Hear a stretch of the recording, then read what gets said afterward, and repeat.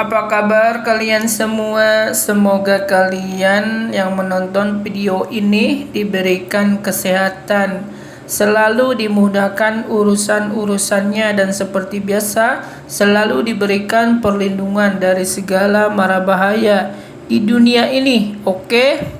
Balik lagi di Omiku, di mana nih segmennya ada 10 fakta menarik tentang psikologi perilaku manusia. Pernahkah kamu bertanya-tanya mengapa kita berpikir, merasa, dan berperilaku seperti yang kita lakukan? Ini adalah sumber daya tarik bagi banyak orang. Lagi pula, cara pikiran kita berfungsi sangat berkaitan dengan cara kita melakukan sesuatu. Perilaku manusia, fungsi otak, dan proses mental telah dipelajari secara terus-menerus.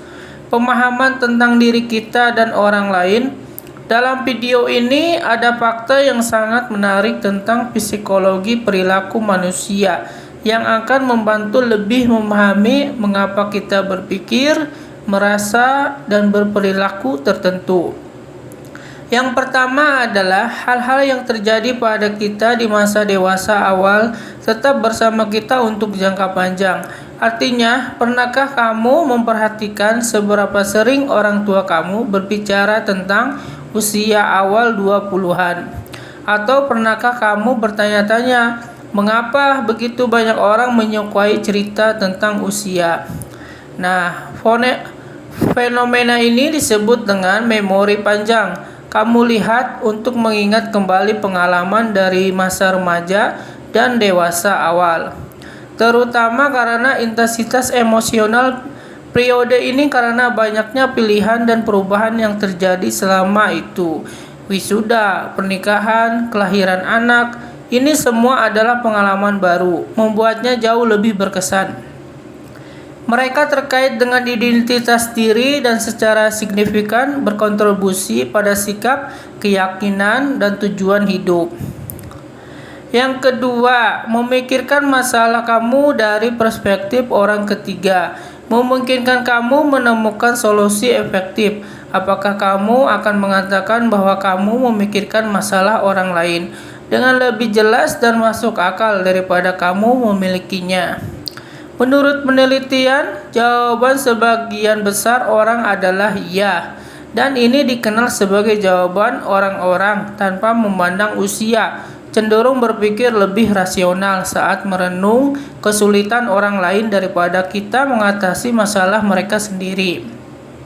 Yang ketiga adalah mereka yang paling tidak kompeten, adalah yang paling tidak menyadari kemampuannya sendiri. Kamu mungkin pernah menyaksikan hal ini terjadi, mungkin di sekitar meja makan, saat liburan keluarga mengumpulkan, saat makan, seorang anggota keluarga besar mulai membicarakan sesuatu, mengaku benar dan semua orang bodoh atau sekedar salah. Kurangnya pengetahuan orang ini terlihat jelas bagi semua orang di ruangan itu. Namun mereka terus mengoceh, tidak menyadari ketidaktahuan mereka sendiri. Kesadaran diri mereka yang buruk dan kemampuan kognitif yang rendah membuat mereka berlebih-lebihan yang sebenarnya. Yang keempat, yaitu orang yang bermusuhan cenderung memiliki sifat yang lebih agresif.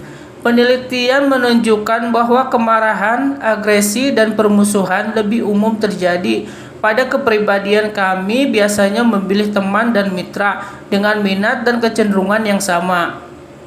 Jadi, mengapa bukan hewan peliharaan? Mungkin, tetapi faktor-faktor lain juga dapat mempengaruhi agresi orang dan pilihan ras yang kejam.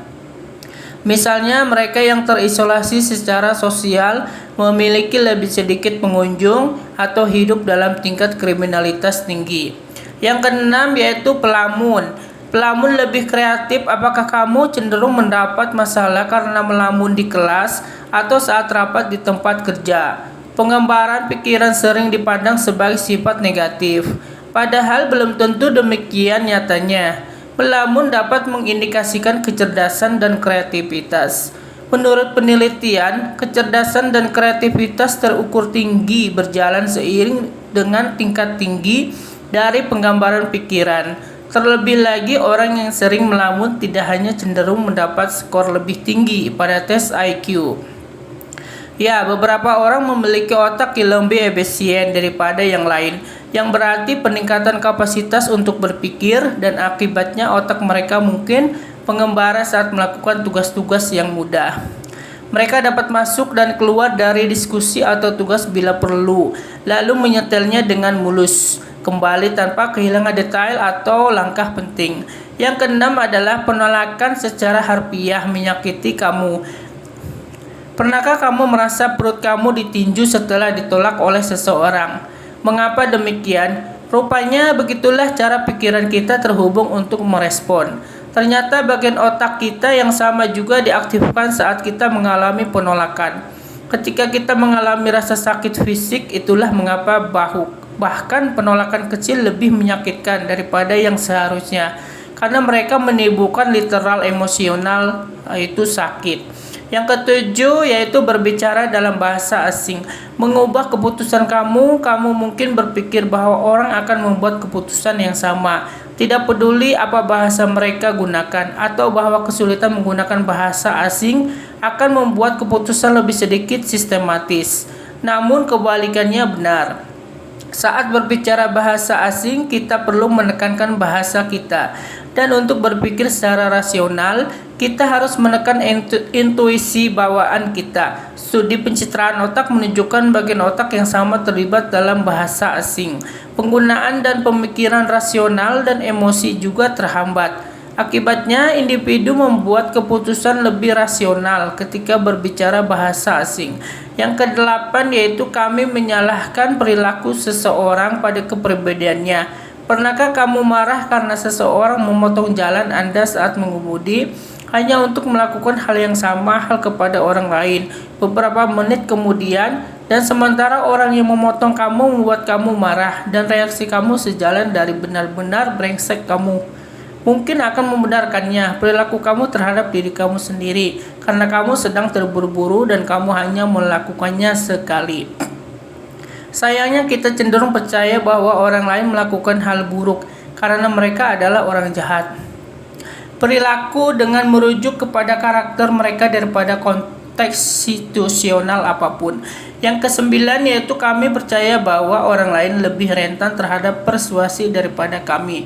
Kami tampaknya lebih sadar tentang bagaimana iklan mempengaruhi orang lain daripada bagaimana iklan mempengaruhi orang lain mempengaruhi kita. Dan ini disebut sebagai efek orang ketiga. Mempengaruhi mereka, selanjutnya mereka lebih cenderung untuk menyangkal pengaruhnya dan bahkan lebih buruk lagi jika itu terjadi. Yang terakhir, yang nomor 11 adalah menolong orang lain secara teratur dapat membantu Anda hidup lebih lama. Menyumbangkan waktu, uang, atau energi Anda untuk membantu orang lain bermanfaat bagi dunia dan dirimu. Baik teman-teman, sekian. Semoga edukasi hari ini bermanfaat buat kita semua. Amin ya robbal alamin. Ya, terima kasih.